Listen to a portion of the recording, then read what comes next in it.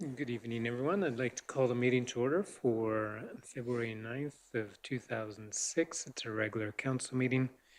And tonight we do want to start with in memory of.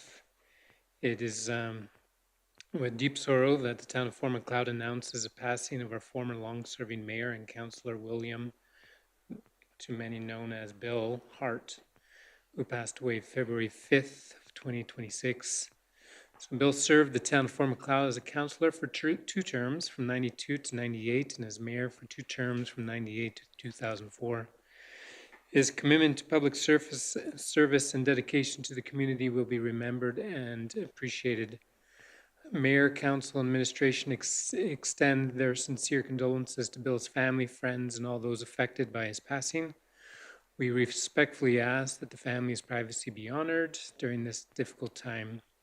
The town has lowered our flags, and the moment of silence will be observed at today's council meeting in memory of Mr. Hart. So with that being said, we'll take a moment in memory of Mr. Hart, and after that we'll have a few more comments.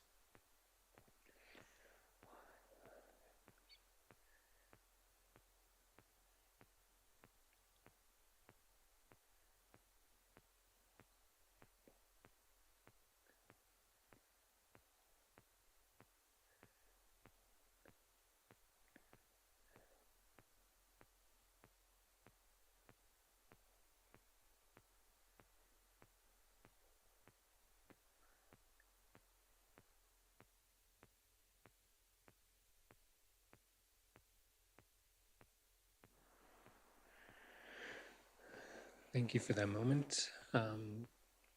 Yeah, it's always hard to reflect when someone in a community that has spent a lot of time and energy in our community to build into the community, especially 4 terms on council, 2 as councillor and 2 as mayor. I personally have not spent a lot of time in any committees with Mr. Hart, but I think to some degree we've all seen some of the work he's contributed. I know he was heavily involved with the Fort Museum, and some of the work he's done there has been very much appreciated. And I'm sure there's numerous other committees and so on that he's been on contributing in the town since then as well. So we do have some slides showing some of the pictures of Mr. Hart. I know I only heard a couple weeks ago that he was ill in our community beds, and I can appreciate how it was very sudden for the family, and the loss it cannot be expressed. So we wish the family well and our deepest condolences to them. If there's any other council members at this time that would like to share any thoughts or reflection, we can open it a little bit. If anyone has some, Councillor Patience, I think, has some thoughts.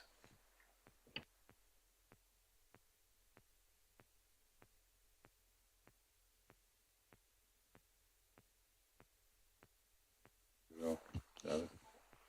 Just had to turn on. Thanks, Mayor Fader. My first term on council actually preceded Bill's 4 terms, and my next 3 terms came after him. So I never worked directly with Bill, but we spoke often. Whenever we'd be in the same place, we'd often take 10 or 15 minutes and catch up.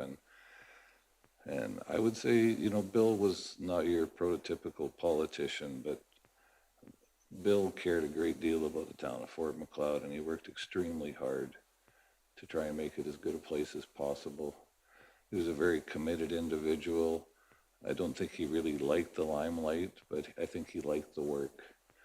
And there's a lot to be said for that. Those of us that have served on municipal council, and especially those of us who have served as mayor, understand the challenges that the position brings, the commitment that it takes, the toll it takes on your personal life and your family at times. So my heart goes out to Helma and the family, friends, work acquaintances. Bill gave of himself, and for that I think we all should be very thankful. We could use a lot more people like Bill Hart, and he'll truly be missed. Thank you, Councillor Patience. If there's anyone else that has any thoughts, comments. I know I speak on behalf of council that we wish the family well. And again, our deepest condolences. And yeah, he will be missed.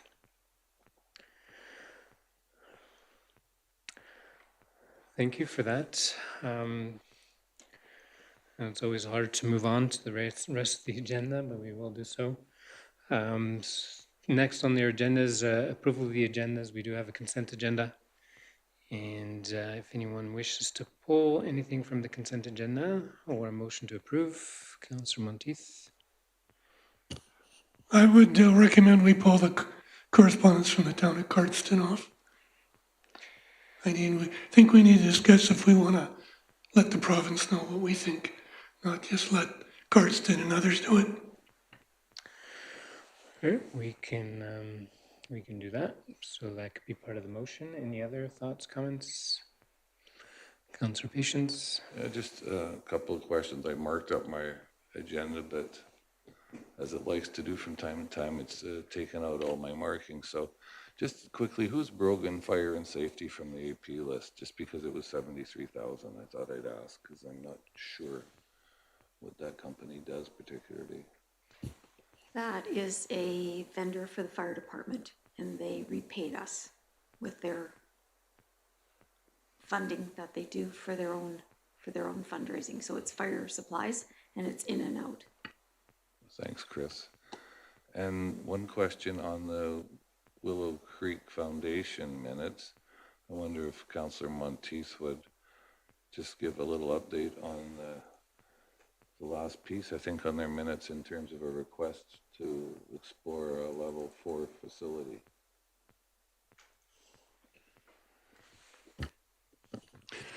Yeah, the board of the Willow Creek Foundation is looking at alternatives, be it SL3, SL4, affordable housing, whatever. So one of the options we're looking at is SL4, which is full care. There is money available for new units. However, it has to be shovel ready. So we are doing some investigation. We are meeting with our MLA on the 3rd of March. And we've asked her some questions, and hopefully she has the answers in terms of how the government views our need as opposed to what we view our need. Because we don't want to spend a lot of time and money getting into this if the government has no idea or no intention of looking at it. So we want to get an idea where the government is, and then we'll go from there. Any other comments, questions, Councillor Patience? No? So motions on the floor to approve the consent agenda with the exception of pulling the town of Cardston communication into new business. And is that your motion, Councillor Monteith? Sorry. Any further discussion? Call the question on favor. Any opposed? And then a regular meeting agenda with adding the one additional item in new business. And I believe there was an additional in-camera item as well. So if I can have a motion to approve the agenda with the 2 additional items. Councillor Fox makes the motion. All those in favor? Any opposed? Motion is carried. For the good of council, does anyone have something they wish to share with all of council?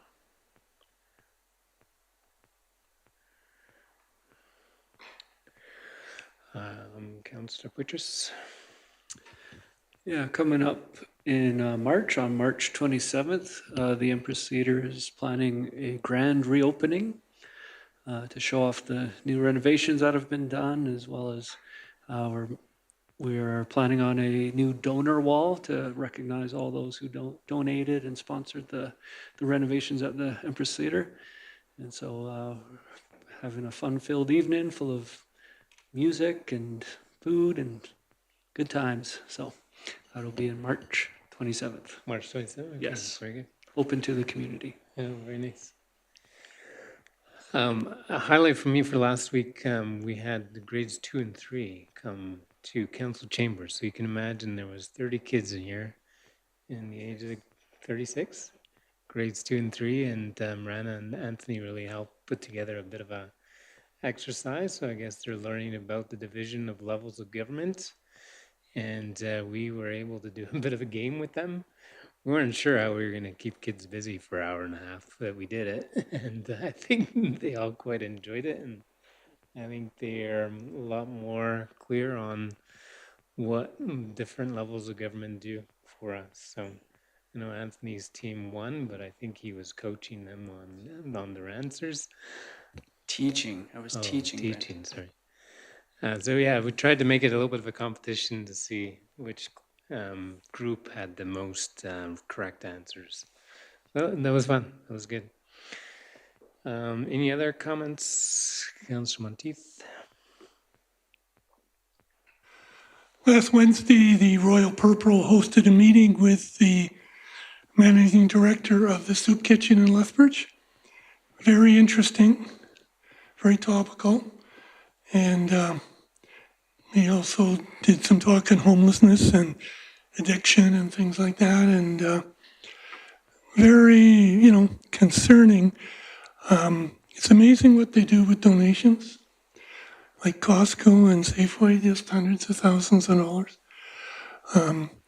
It doesn't specifically relate to Fort Macleod, but I think peripherally it does because there are probably people who have been in Fort Macleod who might be using their services in Lethbridge. So I think if we're looking for somewhere to give money, whether depending on what type of organization, we should think of them because they do a tremendous job. Anywhere from 175 to 200, three meals a day, $365 or days a year. So it's a tremendous service and we should keep them in mind.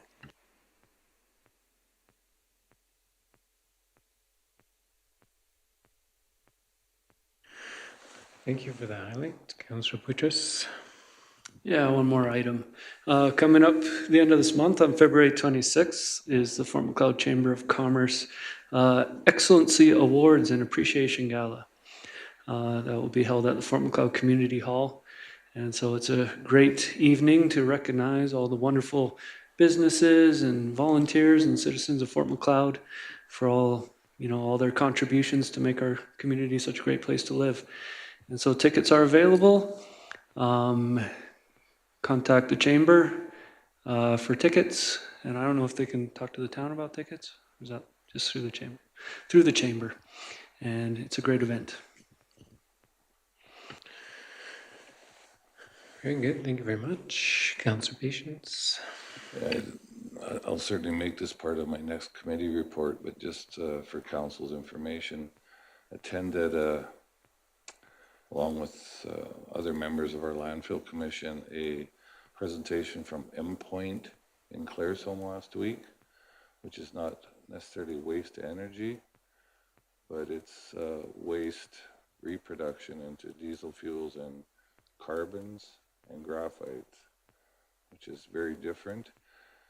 So I know the commission, before I got on, was speaking to another company, and we have since, in my time already, spoken to Varme and now M-Point, and I'm sure you've all seen already that there's a invitation from SEWA to attend another waste to energy presentation in Coaldale, I believe it's Coaldale, yes, on February 17th at 2 p.m., which I'm unable to attend. But it does seem that the fire has been lit a little bit in terms of waste to energy and alternatives for management of waste and waste byproducts. So I wanted to bring that to your attention due to the timing. Thanks, Mayor. Thank you very much. Yeah, lots of good discussions. And yeah, I did attend the Mayors and Reeves. I'll send the minutes as soon as I come out on Friday. So I think usually they have about a third of the Mayors and Reeves from Southern Alberta attend. Some of them are online, and a presentation from the Chinook Library Board. And beyond that, some good discussion on policing. So that was a topic of discussion there as well. So look forward to having more of that today. All right, if there's no other comments, then we will move on in our agenda to We have no delegations or public hearings, so on to unfinished business. We have the rural renewal and entrepreneurial stream presentation, and we'd like to ask our economic development coordinator, Danielle Unker, to present. Thank you, Mayor and Council. So as we discussed a little while back at our Committee of the Whole meeting, the purpose of the Rural Renewal Stream is to help employers retain highly skilled foreign workers who already live and work in Fort Macleod. And the purpose of the Rural Entrepreneur Stream is a tool to fill industry gaps by endorsing highly skilled foreign entrepreneurs to start or buy a business in Fort Macleod. It is our recommendation that Council directs us to proceed with community designation for the Rural Renewal Stream and the Rural Entrepreneur Stream, and further approves the attached Administration 44 Immigration Support Policy as presented, should the town be accepted into the program. Very good, thank you for that. Anyone prepared to make a motion based on the recommendation tonight?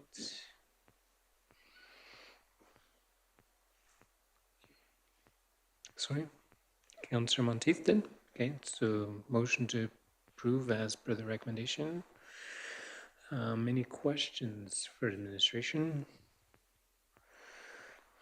I know it's a lengthy policy, Word documents, not super lengthy, but a lot of detail, right? And a lot of good information in the immigration support policy. So, yeah, Councillor Orr, did you have a question to start discussion?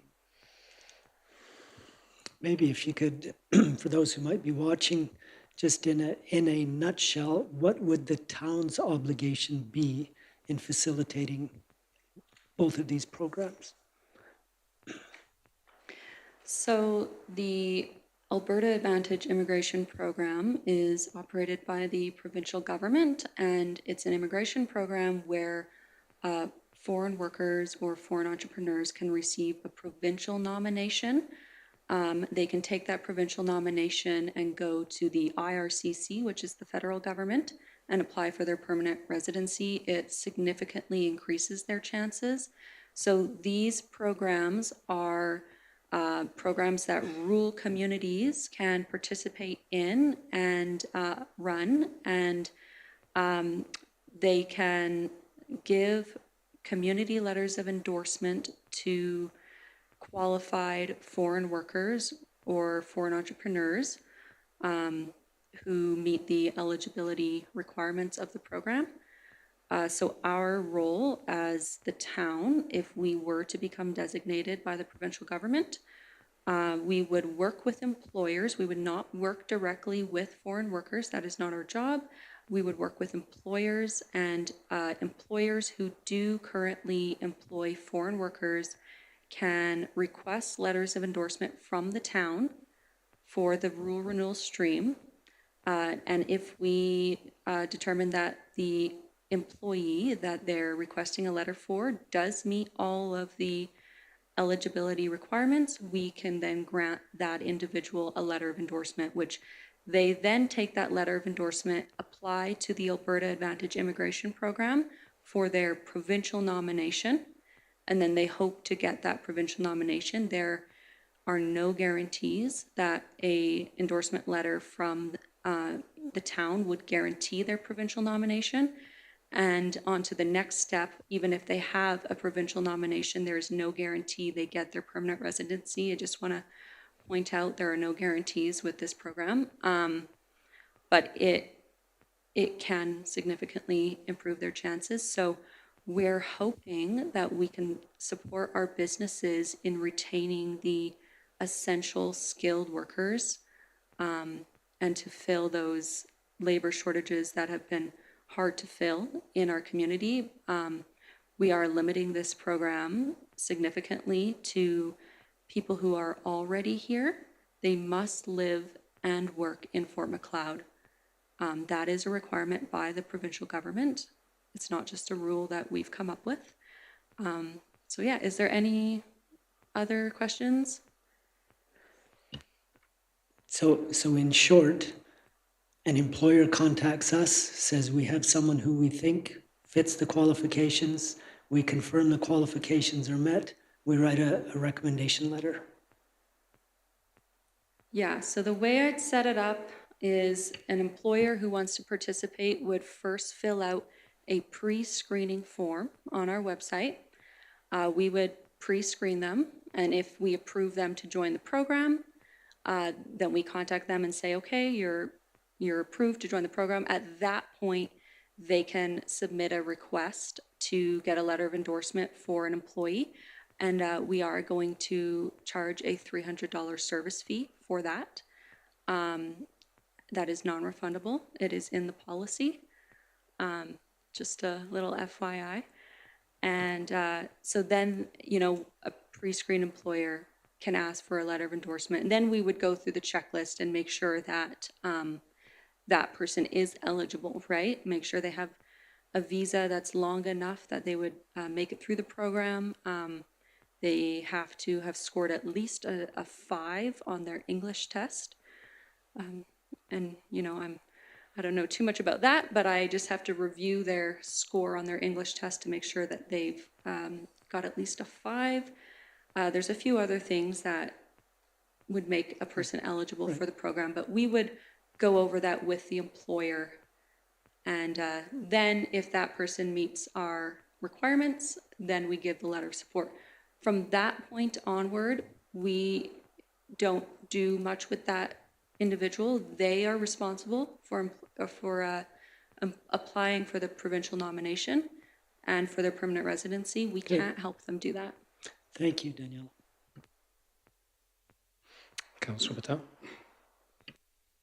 So on the Alberta's website for renewal scheme, it does the occupation requirement eligible for ER 0 to 5, but we are limiting as a town to 0 to 3. I feel it's unfair for the people that, because we are doing so extensive background check on all the businesses, and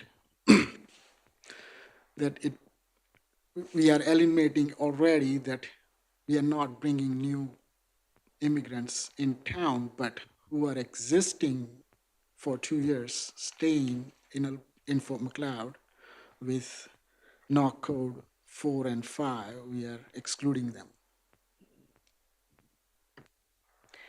Yes, so there's tier 0, 1, 2, 3, 4, and 5. The provincial government has announced new rules as of January. They're prioritizing tier 0, 1, 2, and 3. So that does mean for people in tier 4 or 5 that they are less likely to be successful in this program. Furthermore, there is significant amounts of fraud in this program.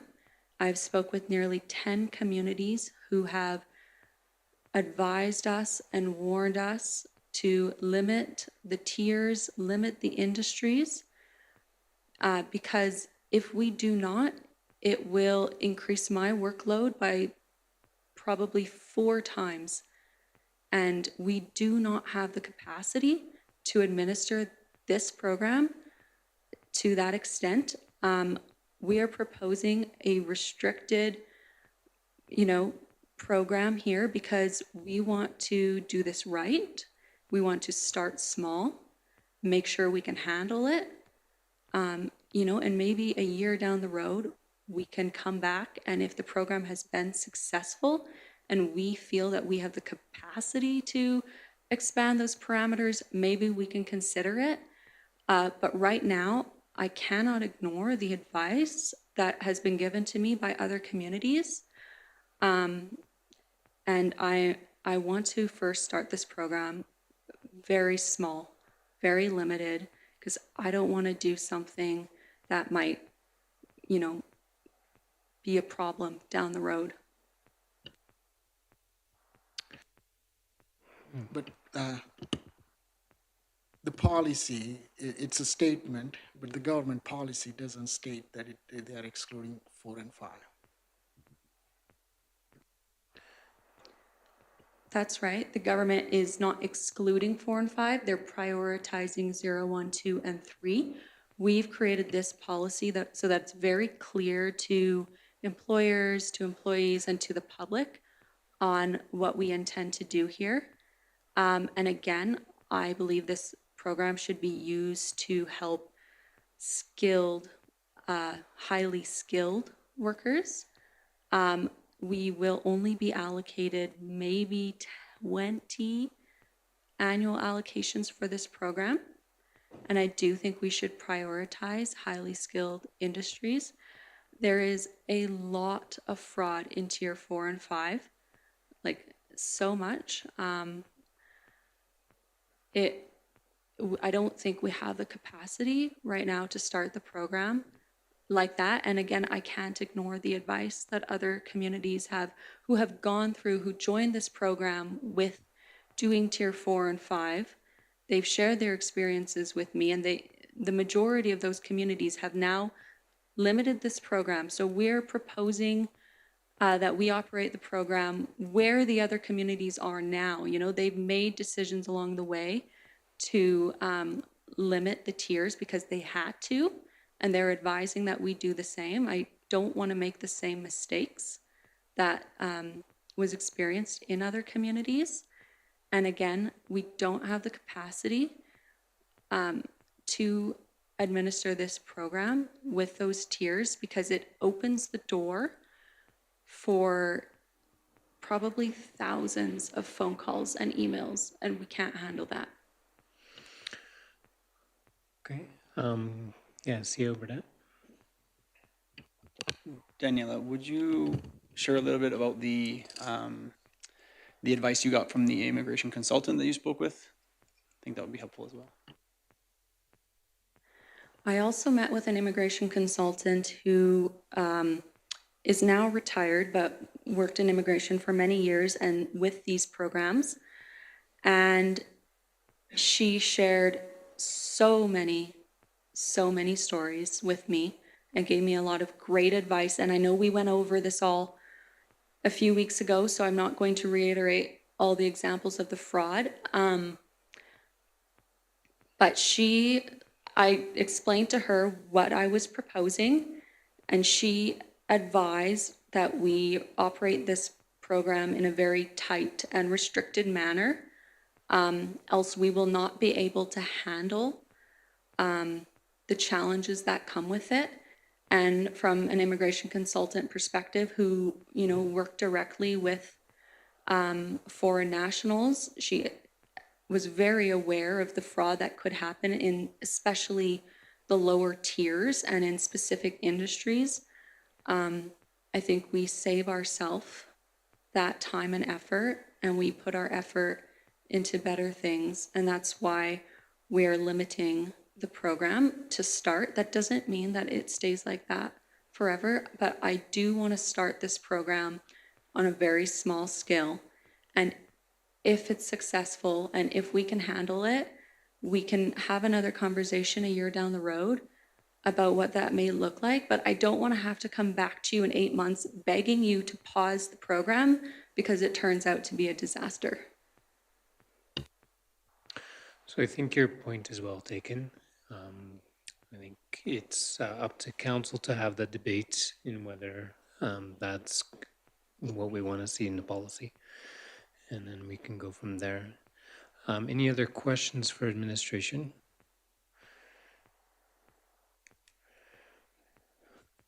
Yeah, go ahead. I just want to know the list of communities where they also limited the 4 and 5. If you could provide me that, that would be great. Any other questions for administration on this? So the motion's on the floor. Any debate or discussion on the motion, which includes the immigration support policy as presented? Any debate, discussion? If not, Councilor Patel?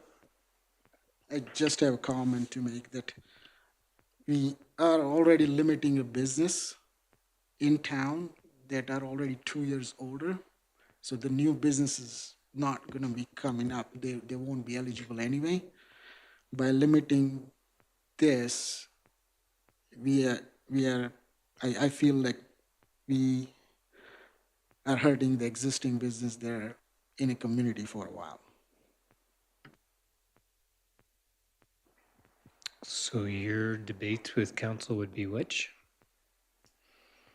Well, my suggestion would be to include the TER 4 and 5 because we are already limiting the business in a community by they have to be in a community for 2 years. So I don't think that would increase the inquiries or anything that needs to be. So nothing changes, just the tier gets included.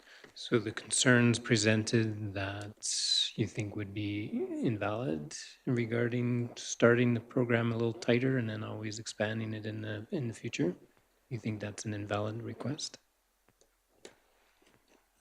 I do, yes. The reason is that the eligibility is not for the candidate who is applying. The eligibility is for the businesses. We are already limiting that by having them to be doing business in Fort McLeod for 2 years already. We are not starting that. Well, if a person starts a business today and wants to apply for this program, that business is already ineligible. Yeah, I think there was some specific examples, and I don't remember the specifics that were raised, that even with that restriction, there can be still abuse of the program, right? So that's, even if the province is encouraging or making preference for the other tiers, I think that's a critical thing to reflect on, correct? Yes, but the province is limiting on the other streams, not for this particular stream. So if you check the other streams for the Alberta nomination, they are limiting that knock codes as 4 and 5 on those streams, not on this stream. We are limiting that as a town on us. And I would defer that to admin. Is that analysis correct? That we, They're prioritizing, they're not limiting streams, or tiers. They're prioritizing tiers.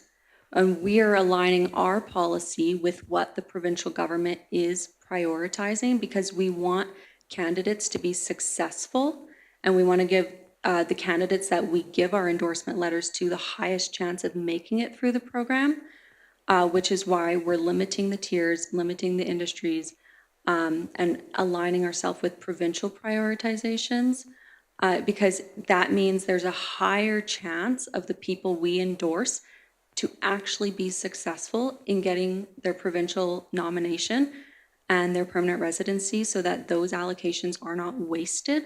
Since with the new rules that started in January, it's very few allocations you get per year. And one thing about like new businesses that you mentioned, the provincial government has a rule for the program.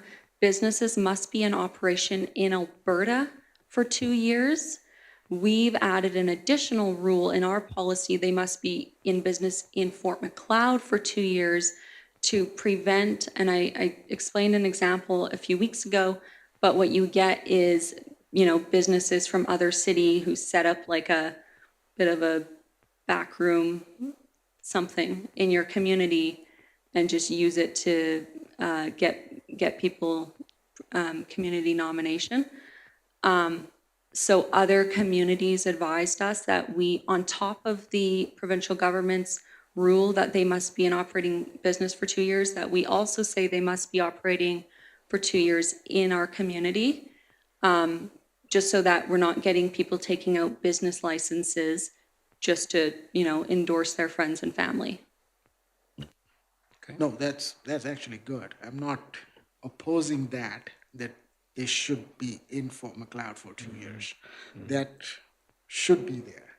But what I'm saying that by limiting 4 and 5, those businesses that are in town already for 2, 3, 5 years and struggling, we are eliminating them from the list. Councillor Monteith? I agree with your sentiments, but if we have a limited number of applications we can make, and we're putting in 4 and 5s that have a very low chance of being successful, we're limiting people in Fort Macleod from getting into this program.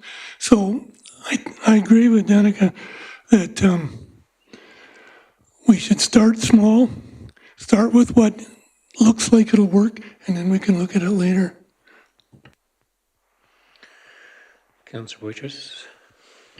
Yeah, just for clarification, Daniela or the town, do you have any data or any indication as to how many potential applicants we'd have to this program starting off? From the businesses that we've talked to, approximately 30. I have not talked to every business in town. There's probably more, right? Like, and I'm sure once, because many businesses in town probably don't even know we're talking about this right now. But, you know, if we were to get our designation, definitely it would become a discussion. I'm sure we would get more businesses coming forward who employ foreign workers. Does that answer your question? And I want to mention something else, just talking about 4 and 5, tier 4 and 5, just so everyone's aware. Tier 5 is somebody who has no education, not even a high school education. Tier 4 is someone who has, at bare minimum, their high school education. So when we limit tier 4 and 5, you know, those are entry-level jobs, very low-skilled workers. I hope that we can use this program to retain highly skilled workers, and perhaps we can encourage youth to work in our entry-level positions, as I would not like to take that away, those opportunities away from them. So tier 4 and 5, those are not college diplomas, university degrees, none of that. These are this is high school education and below. Okay. Councillor Waitress? Yes, yeah, thank you. That makes it a little more clear. I certainly sympathize with Councillor Patel's position. I was approached a few weeks ago by a business owner who had tier 4, 5 employees asking about this program, and I did have that conversation with him about the restraints and the limitations from the provincial government. So, you know,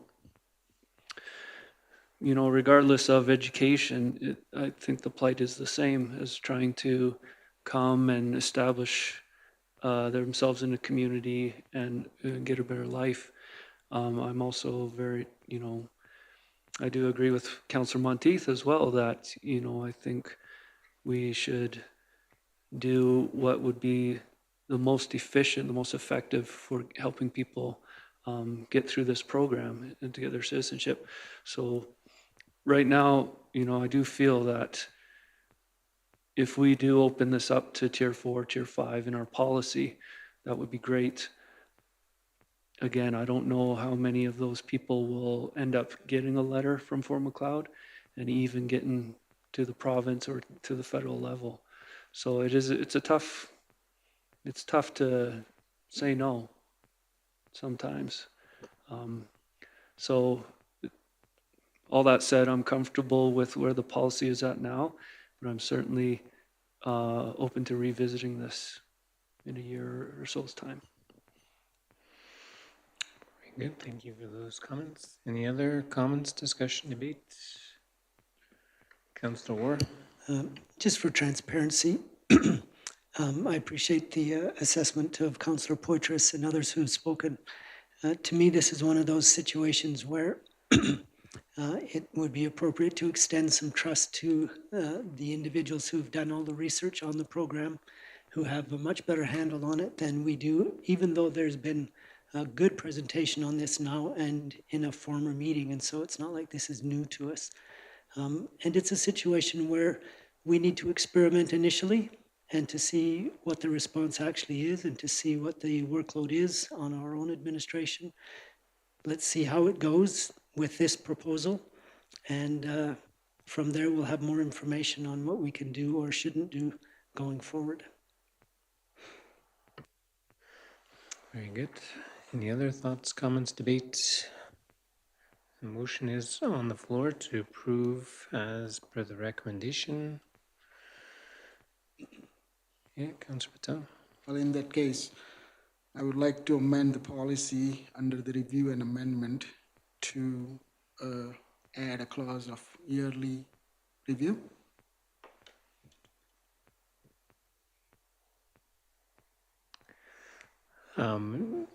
Would it be an annual review or annual report on the activities within the policy, perhaps? Yeah, we can definitely give you an annual report and go over what our workload looks like administering the program. I think either way, it's good to know how the program is getting used, what kind of participation there is, what kind of feedback there is, and then make adjustments accordingly. Some communities, they even host like a get-together with everyone who's received a community letter of endorsement with their counselors, so you can meet them directly. Okay. Thank you for that. Is that a friendly amendment to the policy then, or do we need to include that in the motion? I think it should be included in the motion just so it's registered. I think the mover, is that a friendly amendment to the mover? I think the mover was Councillor Monteith. Personally, I think it's not necessary because we can ask for information at any time we want. So I'm not sure we need to put in the policy, but I'm open. Sorry, you're okay with it being in the policy, or? I don't think it's necessary, but Yeah. yeah. Does the administration see any concerns with that? I agree. I'm happy to provide a report, and you guys, of course, are welcome to ask me questions at any time on how this program is going. And I'm happy to share that even at the 6-month mark. I don't know if it has to be in the policy, but we can certainly touch base regularly. All right, the motion is on the floor. Any other further discussion or comments? Debate? Seeing none, we'll call the question. All those in favor? Any opposed? Motion is carried. Moving on to Alberta Cares. This was brought up, I believe, at our committee of the whole. And it's Alberta Care Spring Seminar. And our CEO, Anthony Burdett, you like to speak to this one a little bit? Want me to take that? Yeah, if you would, Yeah, Councillor sure. Patience. Yeah, thank you. And I had brought this to council's attention. We had the opportunity to meet with the Landfill Commission last week. And the commission will be sending our chairman and our landfill manager to this particular conference. So on the commission's dime. So I don't particularly need to go, no. So Okay. I'm happy that we'll have representation there and So your recommendation is that we don't do anything on this? correct. Okay. Seeing that is the case, if there is no further discussion on that, then we'll move on to our next order of business, which is old business. Moving on to, new business, bylaw 2018, a waste management schedule. And we will defer to our, who's Director of Finance, Chris Holback, to lead a discussion on this. Thank you, Mayor Fader. Good evening, Council. First item on the agenda for you tonight is more administrative in nature. We have a waste management bylaw, and we did some updates on the rates, and we inadvertently forgot some of the rates getting the 2% increase, which was proposed for 2026 and 2027. So our utility clerk brought it to my attention. And because she's running the first bills of 2026 for January on Wednesday, it was, I had to get it here fast, and we're asking for all 3 readings to get those rates so that they say the amount that they should have said the first time we brought you the bylaw. So I don't know if you have any questions, but I would be happy to answer them. Most of the information, all the information is in your package. Thank you very much for that. Anyone prepared to make a motion for first reading of bylaw 2018?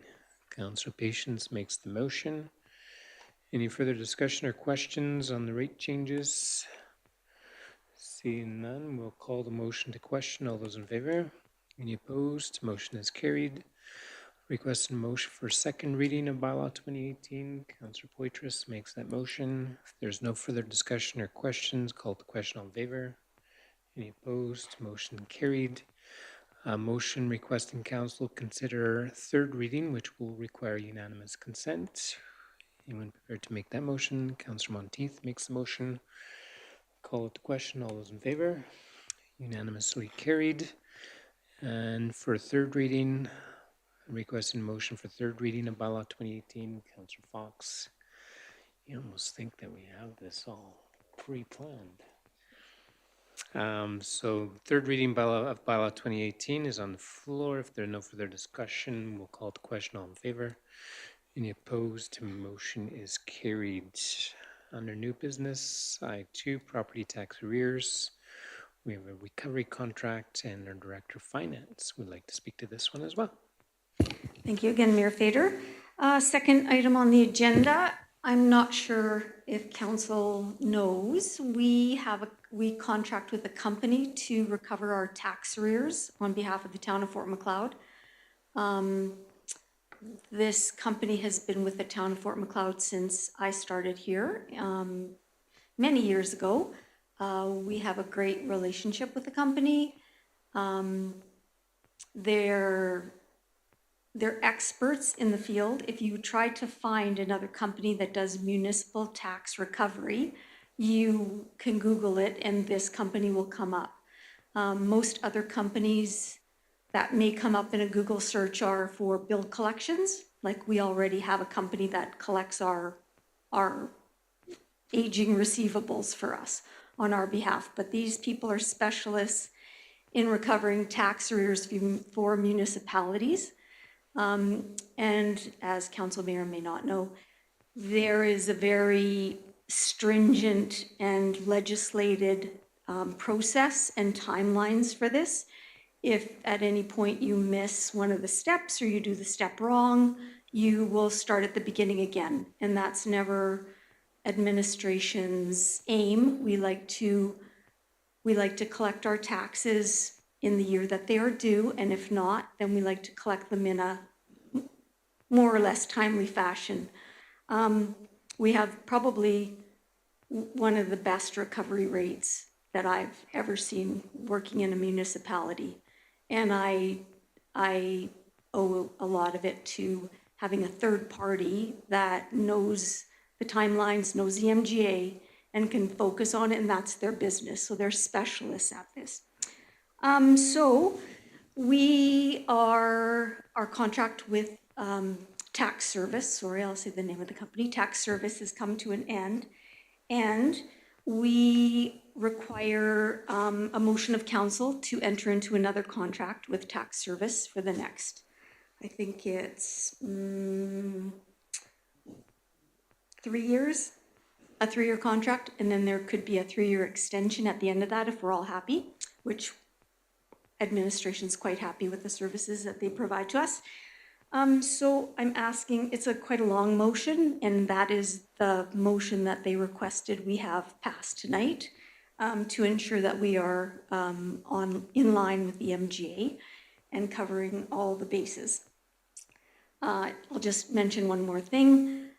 It doesn't cost the town anything. We don't pay a fee for them to come in. Any kind of costs are recovered and put onto the tax rolls of the tax properties that are in arrears with the town of Fort Macleod.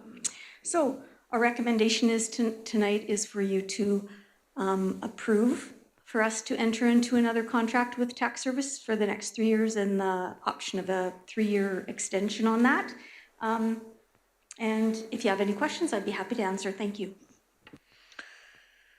Very good. Thank you very much. Anyone prepared to make a motion to that end? Councillor Patience Yeah, makes the Mayor motion. Fader, I've worked with Angela in tax service for many years, and Chris is correct that there's a lot of very specific details in terms of timing when it comes to collecting tax arrears and ultimately, unfortunately, putting properties up for auction to recover taxes. And in my experience, this company's done a great job anywhere I've been, so I would like to make that motion. Do I need to read the whole thing? It's quite a As lengthy. long as you've made the motion, we've all read it. There's a bit of a length to it, yes. Any other comments, questions? How long ago has it been since we had a motion on this? 'Cause I don't remember one being done ever. I've never brought a motion. Never. Okay, so Yeah. it's something that's been missed all these years? Is I'm that it? not sure. They've never asked me to bring a motion to council unless I think it's gotten more rigorous with going, they take care of the auctions now. Like we used to do our own auctions back in the day and I was the auctioneer and that's probably terrifying for all of us. But I think they've become more stringent and rigorous. And maybe in the past, I've just signed the contract and they haven't required a motion of council because I do have some signing authority on behalf of the town. So if I did overstep, I do apologize. It's fine by me. I was just curious if I missed something or. All right, Councillor Ward has a question. I've reviewed the documentation that they've provided, their letter of engagement letter and the terms put forward in their contract. Now, I appreciate, it's that they recover all their fees from those who are in arrears and they take action on our behalf. Do you have any sense for how, on average, what the norm is for the amount of fees that end up accumulating? Because their fee structure, it's kind of like when you're booking a flight on a low-cost airline, and if you breathe, you get charged more.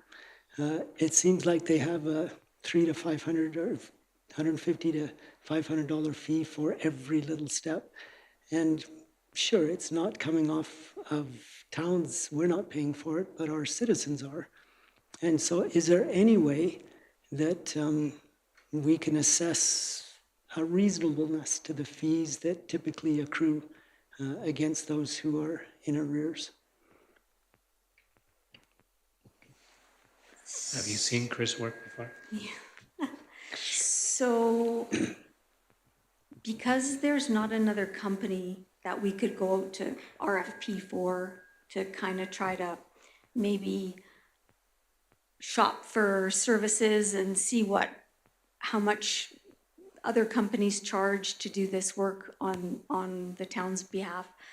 I'm not sure. And I think it just depends on how long the ratepayer doesn't want to pay their taxes, because it can take up to 2 years after they're in arrears before we put the property up for auction. So they do notify us of when the next step is coming from them, and the tax clerk on our behalf will try to internally, like just the town, will try to contact those people and tell them with a letter from us that this is the deadline. If you get this paid before this deadline, then tax service will not have to get involved and put a fee onto your property account. So we try to mitigate the cost to our ratepayers. And I couldn't tell you how much the average property gets tacked on for these fees. It just depends on the length of time that they hold out without making an agreement with tax service or with us, or paying something towards their taxes to get out of the arrears state. So I'm sorry, I really can't be of much help. Yeah, if I can just follow up. Yeah, sure. My initial question was going to be whether or not we had any opportunity to compare fees with another organization, but right off the hop, you mentioned that they seem like they're about the only game in town for this kind of collections. In the engagement letter, you know, they list out a liquidation clause there that is, in legal terms, very much tipped in their favor, let's put it that way. And so for that reason, I just had some questions about. I'm thrilled to hear that they do very good work, that you're very pleased with that, and that's a credit to them. I know it's not an easy business to be in. So perhaps if over, you know, time you can keep an eye on what kind of fees actually accumulate with the processes of recovery and provide us with a sense for what that is. I'd appreciate that. Thanks. I can do that for council, absolutely. And I will say that in my former position, this was my job. I did this for the town of Claresholm for many years, and it was just time consuming, and it was, oh my gracious. I was thrilled to come to the town of Fort Macleod that had a company that specialized in recovering those tax services. That's one of the reasons you came, eh? It is, and because I like everyone I work with in the town council and the town and the ratepayers. Councillor Patience, you had some. Yeah, and reviewing the rate structure, I will say that I think I started dealing with this company in 2014, and the rate schedule was much shorter then, and that's indicative of the fact that over the years they've crossed paths with a number of technicalities that they make up for now in their extraordinary list, and there is a reason for that, because it is a very specific process, very painful, often requiring legal assistance as well, and that doesn't come cheap either. So I would highly suggest and adhere to the recommendations from our finance officer. Thank you very much. Any other thoughts, comments, questions? If not, the motion is on the floor. We'll call the question. All those in favor? Any opposed? Motion is carried. Moving on to additional property assessment subclass, and our Director of Finance also would like to speak to this one. Thank you, Mayor Fader. Last item on the agenda, and this will probably be more of a discussion amongst yourselves, council, and with the CAO. Anthony and council has asked for me to look into other communities that are finding solutions to vacant properties, commercial properties. We did find this this bylaw. We do, I'm gonna back up. We have broken out subclasses already, probably a year ago, and we broke out vacant residential and vacant non-residential as subclasses. Currently, they still have the same mill rate as improved residential and non-residential, but this is just an example of a community that did a different kind of a subclass where there's a vacant, so it's the town of Cardston, and they have broken out vacant non-residential and derelict residential. So I'm unsure. I'm going to let Anthony jump in on this and give you his thoughts. Thank you, Chris. Thanks for the work that you've put into this. Yeah, so we've had some discussion with council. I have spoken with the CAO of Cardston on this one as well. Just trying to get a better understanding of how it's working, because they did put this in a couple of years ago to see how how's enforcement, and are they seeing the results that they were hoping to see? I guess first to differentiate, their vacant non-residential is defined a little bit differently than ours. Our vacant properties are just empty with no improvements, bare. Yep. Well, their vacant non-residential, empty, unoccupied, or not used for the purpose consistent with the land use district.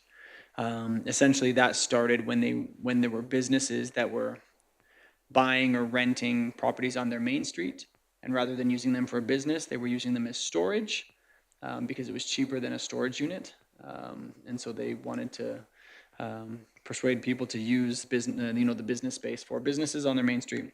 The CAO of Carson, he was gracious enough to kind of go through this. They said they've been able to see, to encourage people to use it.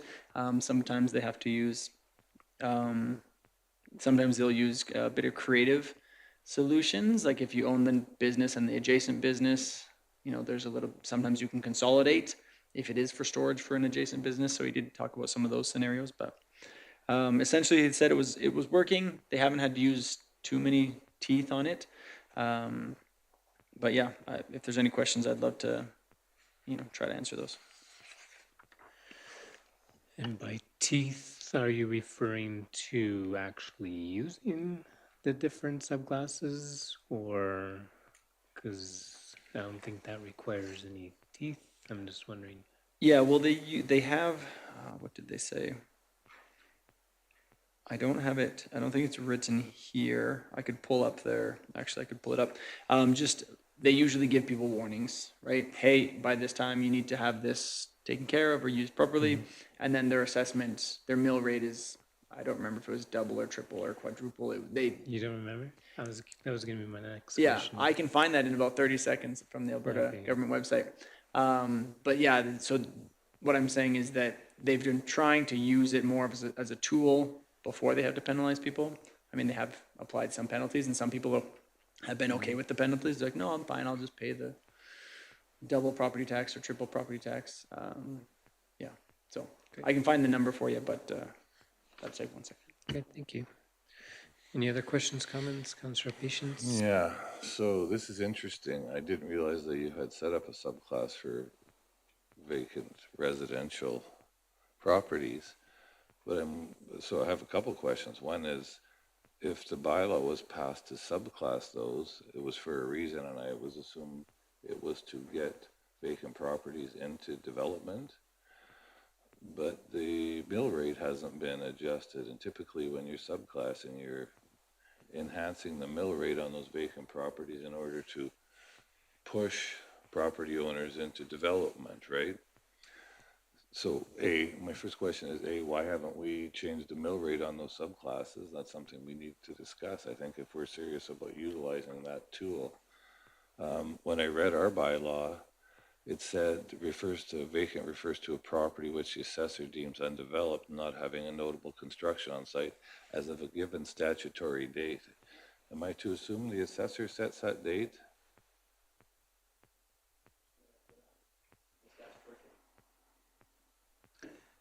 I believe statutory date is the end of a calendar year, and that's when the assessments are completed by. Yeah, no, I understand that, Mayor Fader, but we don't have a supplemental assessment, right? So our assessments are typically done in the summer, and the assessment roll is completed usually by late January, early February. I think it's later than summer. I thought it was later in the year. No, you have to have assessment roll for taxation purposes. Yeah, by the end of the calendar year for the next year. The condition date is December 31st of the prior year. Yeah. And then, that would be the statutory date, I would think. So we would have the assessor come back out in case of a property that was occupied in July and vacant in December? I'm curious how it would function under those pretenses. My theory was that it would, I don't know, I don't know if he would just check it once a year and assess it once a year, and you would apply the rate. That's what I'm curious about, Chris, yes. Yeah. I think we would know based on development permits or something too, if you have an empty lot and it's empty in middle of the year and there's no development on it. Well, do you understand where I'm coming from? I'm not against this, by the way. Yeah.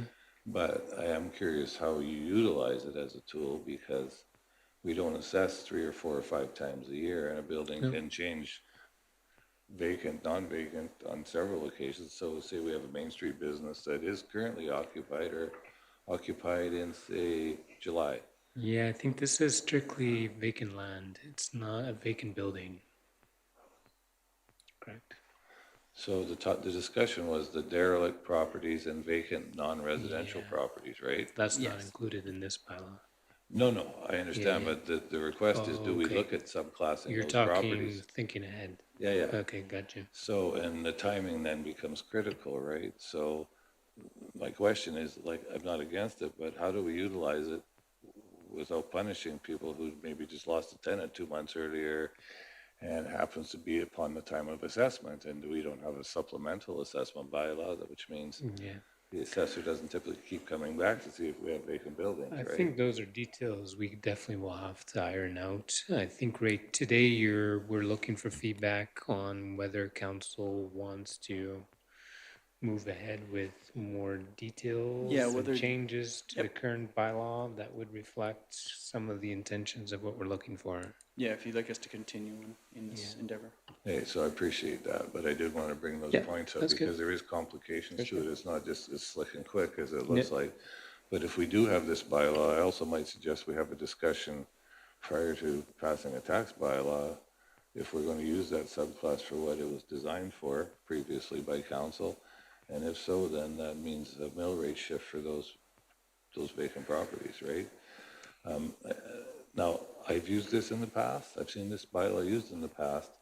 And it really is to, especially in a hot market, it's used to defer or to deter people from land banking and having vacant properties that they're sitting on until they make a lot more money on them. And typically they're untended properties as well, so they become a real pain for the bylaw officer because they're not maintained, they're not, the sidewalks aren't shoveled, the grass isn't mowed, these kind of things. So it is a very valid tool for that if it's used properly and if mill rate is set properly to make it a manageable tool. So I just bring those points up.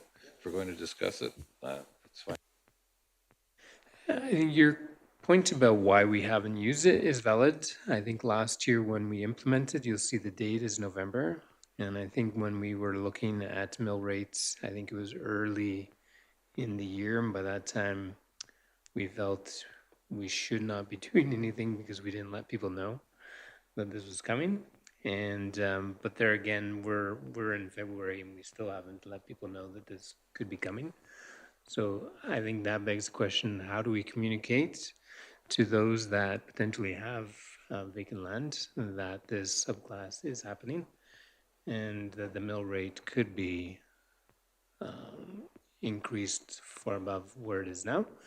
And there's a few landowners that I think in specific that we would be concerned about because they have a number of vacant properties that are titled and lotted out, and we have a minimum tax.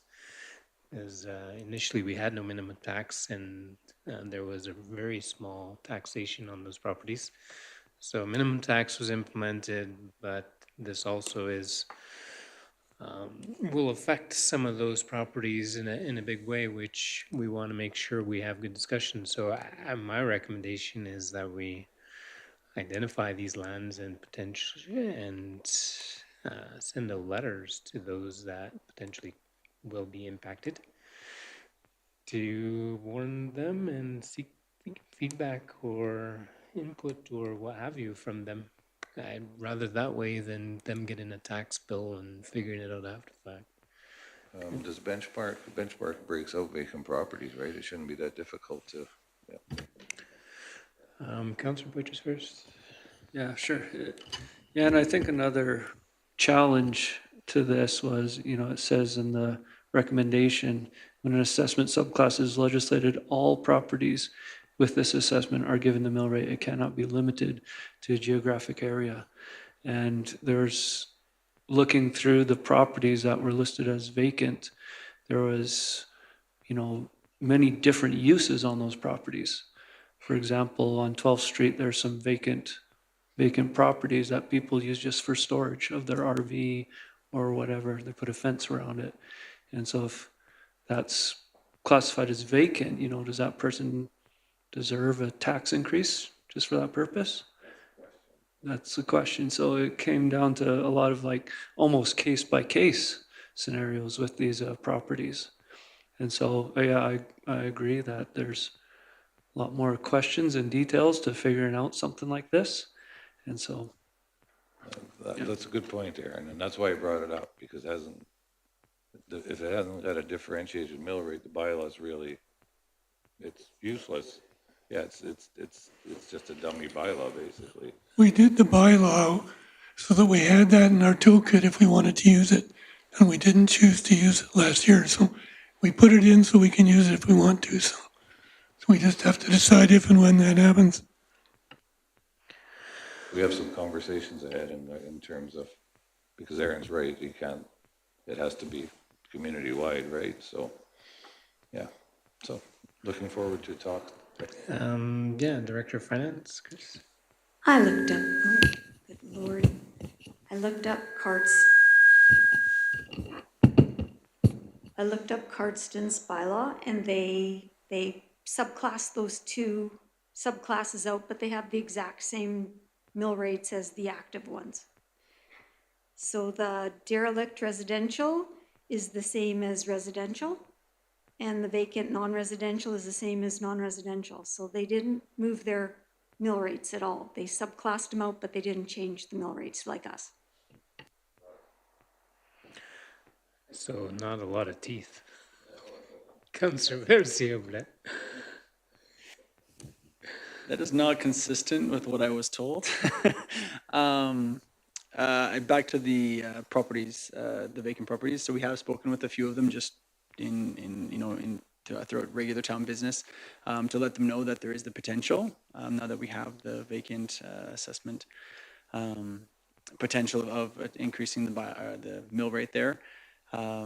So, I mean, I think the feedback will be consistent when it comes to those who have vacant properties, but I do think if council is serious about using the bylaw, that administration can take a serious look and, making sure the communication gets out to these people so that they're aware.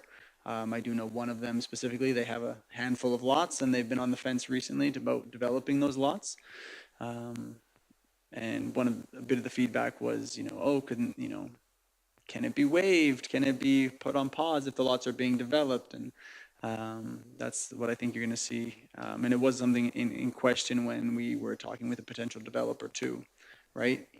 Are lots held in inventory the same as a vacant lot, right? And so some things to consider as we go forward.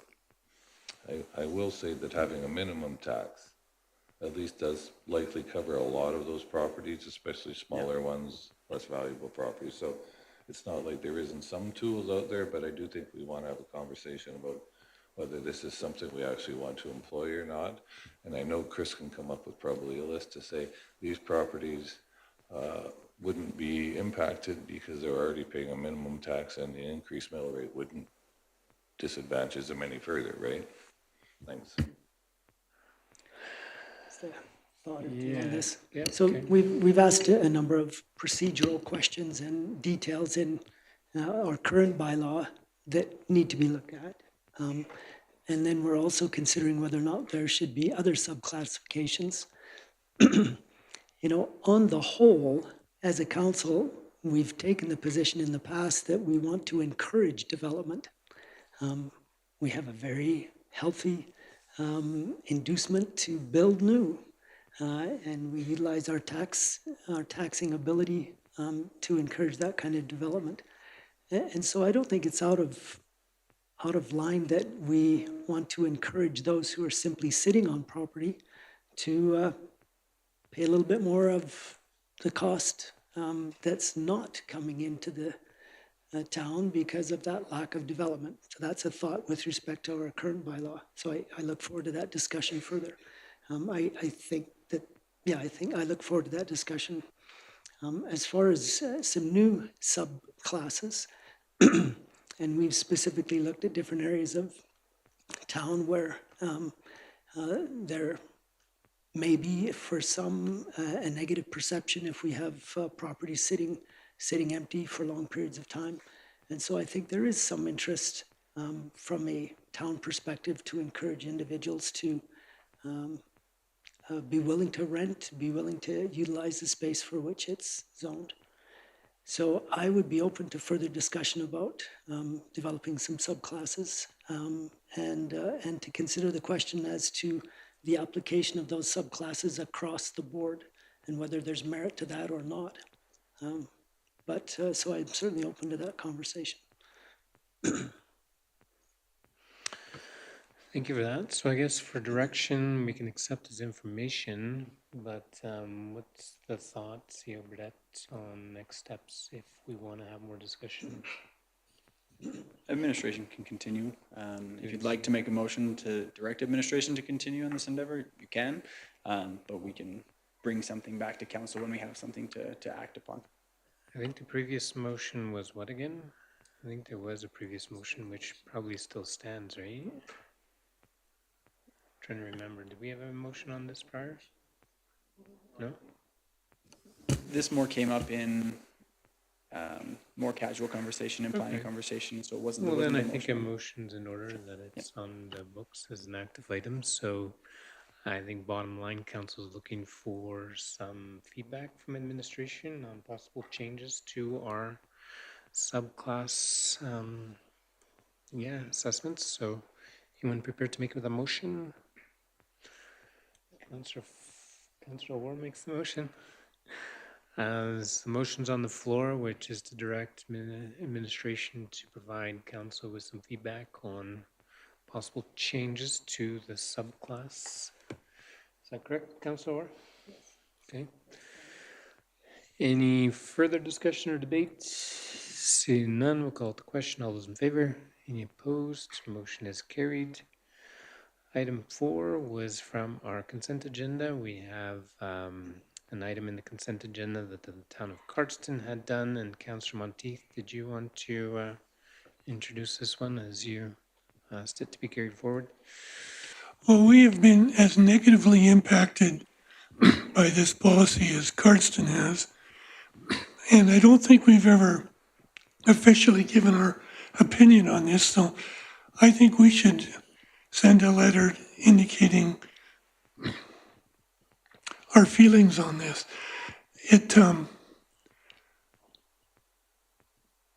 I'm cynical, I realize, but downloading costs onto communities doesn't make Albertans better off. It just makes the provincial government look better. And I really don't like that. I mean, we're all in this together, so downloading really bothers me. So I think we should write a letter.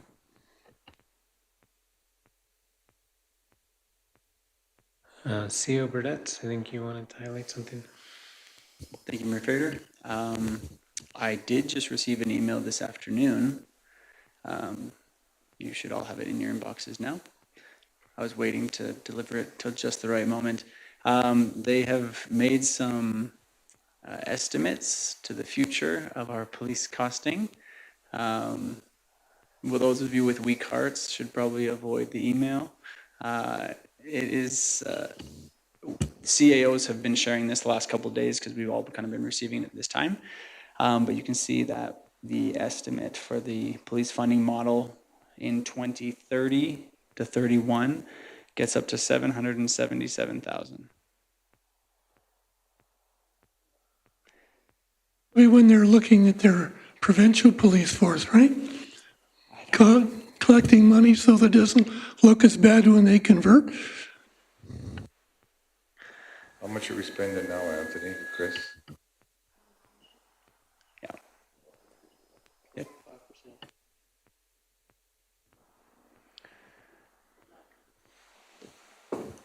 So yeah, currently, I mean, and I can just, so we're 190 was this 2025-6 year. The 26-27 year is 262,000. 27-28 years, 309,000. 2028-29, 415,000. 29-30, 546, and 2030-31, 777,000. And these are subject to change, and obviously they are estimates, but they're all the communities in our area are getting similar letters. Unfortunately, ours was the highest among my close group of CAOs in our immediate area. But yeah, they're seeing some significant cost increases in the future. And sorry, the year 2024 to 25 was how much? 190? Do we know what 25 to 26 is 100%? Because I know in 24, 25 was 190. Right. Did they hold it for that last year? Okay. This should be put on our agenda for Thursday morning. Yeah, oh, absolutely. I've already thrown it in my notes to talk about. Yeah, no, and I'm sure they're hearing it from every which direction. That's insane. I don't know how anyone can do that. So either so- way, a motion, is this, what are we suggesting with this right now? Obviously, we can bring it up Thursday. Is there a motion that we should be discussing? I know We should be having our CEO draft a letter suggesting that we've just received a letter and I'm biting my tongue here as I'm speaking because I'm not going to say what I actually think I want to say, but I just think that's insane.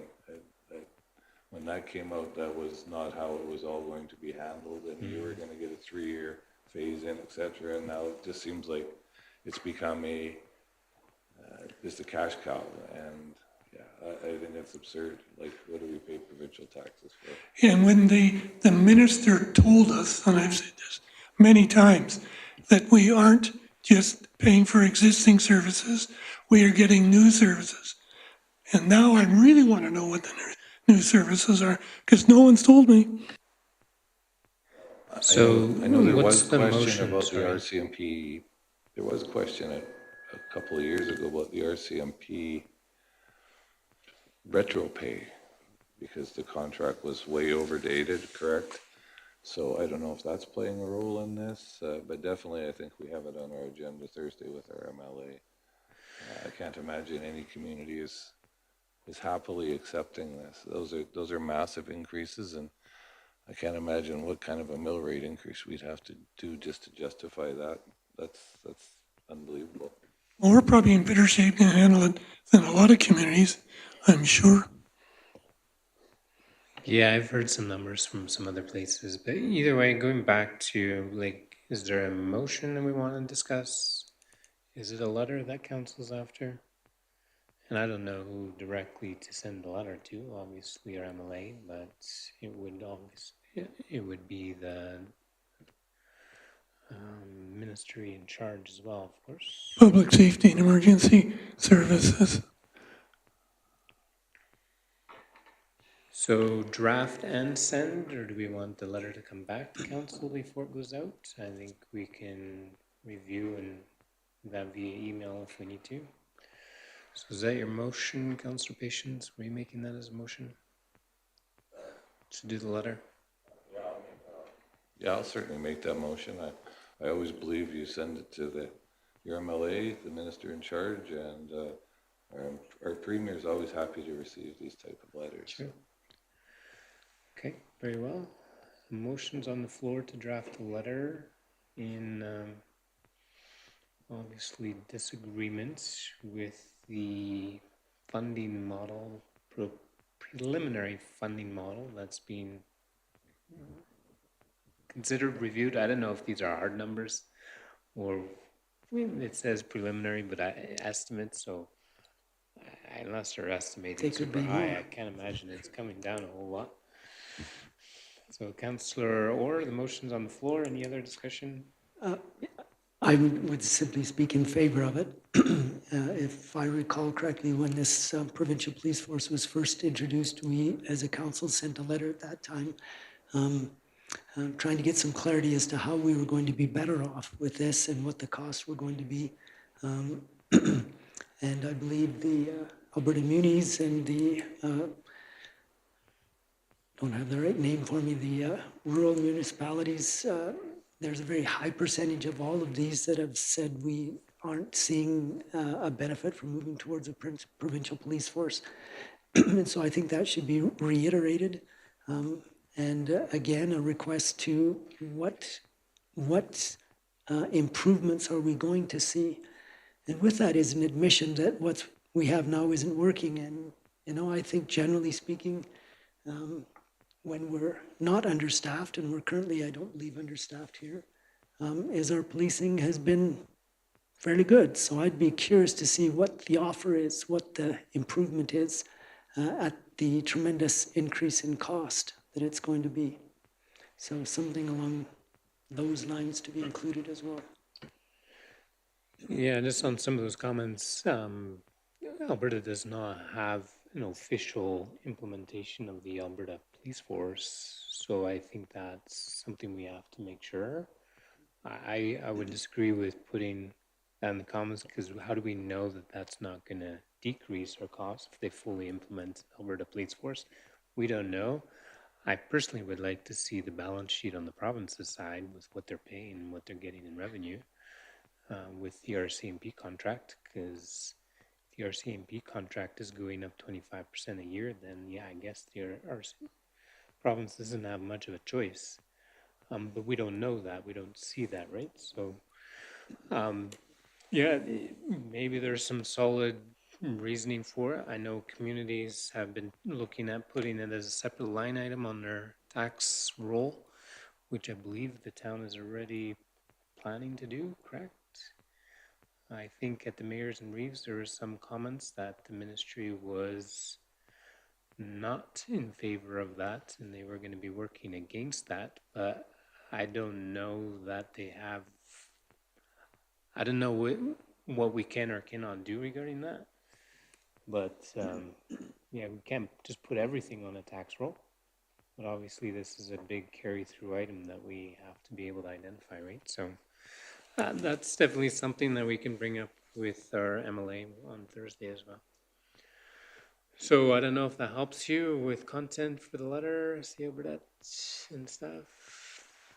Yes, I think we are getting the sentiment from council.